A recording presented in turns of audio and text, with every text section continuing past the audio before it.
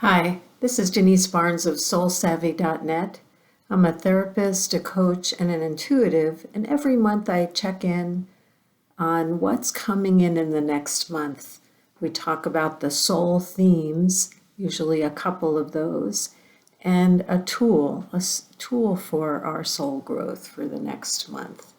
So this is September 2020, and whoa, what a time.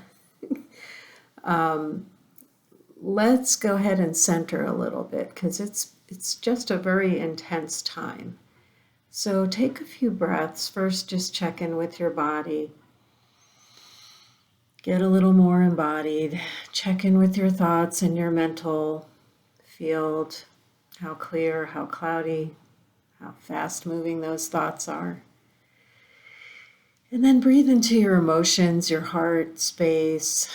I often have to put a hand on my chest here to see what's going on. Take a few breaths for this.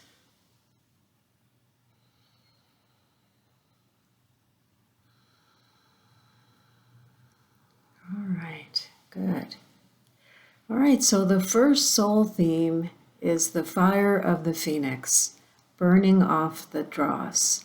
This is for the first part of the month, and my guides reminded me that time is pretty relative. So depending on how much time you have to do some of this work, how much you did last month's work, it's all relative. So, but the first part of the month, generally speaking, is this time of looking at life to see what is not sustainable. The world is tired, they said. The world, and this is true in Colorado where I live, is parched. Now we're having wildfires, we're always in drought. So that's kind of physically true, but they were saying that humans are dry and parched also. So just taking advantage of that in a way to look at the big picture to see what's not working, what's not sustainable in your actions, in your behaviors, even in regrets and past things that if you go back and again on certain things, if there are any ways that you handle stress that aren't working, this is the time to really look at that and take advantage of it. It's kind of like going in the sauna, to burn it off. This is a difficult process in a way and a hard time. It's the fire part of that phoenix transformation. And this is painful.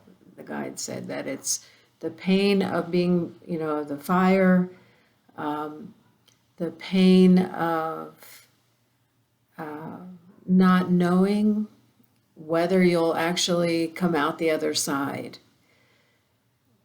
And they joke that all wizards wonder, is it really going to work?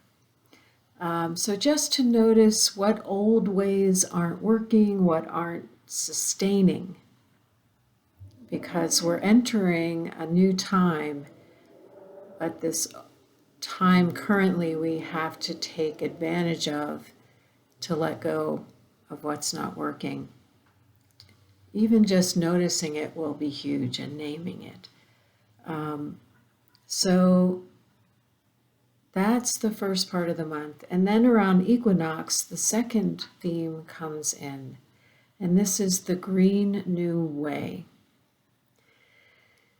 This is a time of giving yourself rest and recovery time, replenishment, nourishment.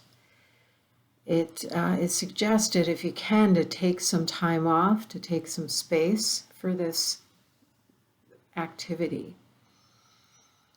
The image of it is like wheatgrass for the soul or wheatgrass for the energy body.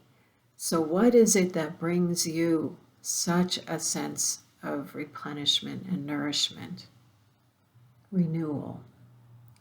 So that is the green new ground that Equinox brings. So giving yourself that chance to rest and receive. And again, it's being willing to try new ways for this. So if it used to be the pedicure or, beer pong or whatever, it's time maybe to try some new things.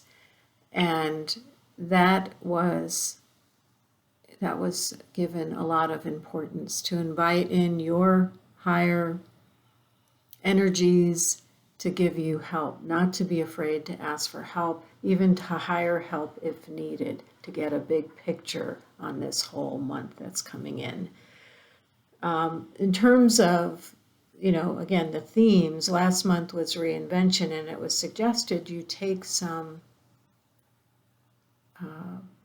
proactive stances with that. So now that's coming into being. What is the reinvention? What are some of the steps in that? It can be very small steps. It doesn't have to be this huge transformation all at once. But these themes point to just actions you can take to clear the old ways and to make way for the new. The sole tool for the month is recovery time, planning in recovery time. This is one of the most neglected areas of time management, according to some of the people I follow that are experts in this. So actually planning those blocks of time after a work sprint. And I got the message to walk away from the computer so that the digital recovery is not really as helpful or useful, or in fact doesn't quite work in the way we need. So the exception might be, one of the notes was that helping others makes us happier, and if we focus on our own happiness, some of the research shows that we tend to be less happy and more lonely. So if there's a way, for example, you take a half-hour break and you send a text and make someone's day, that may be the exception. But overall, staying on Facebook or the computer when it's a break, and oftentimes we don't actually demarcate the break very clearly in that case, not as effective. So really taking recovery time. And I'm just getting now that we need to do this because this is going to be a long process of change. We need to pace ourselves. So recovery time, let me see if there's anything else. Yeah, try new nourishing ways and breaks along the way. All right, this is Denise Barnes. Please subscribe and get on the newsletter. I send a once a month missive with all of our process and learnings from the month, blogs, videos. So we'd love to have you there. And we're wishing you a beautiful September.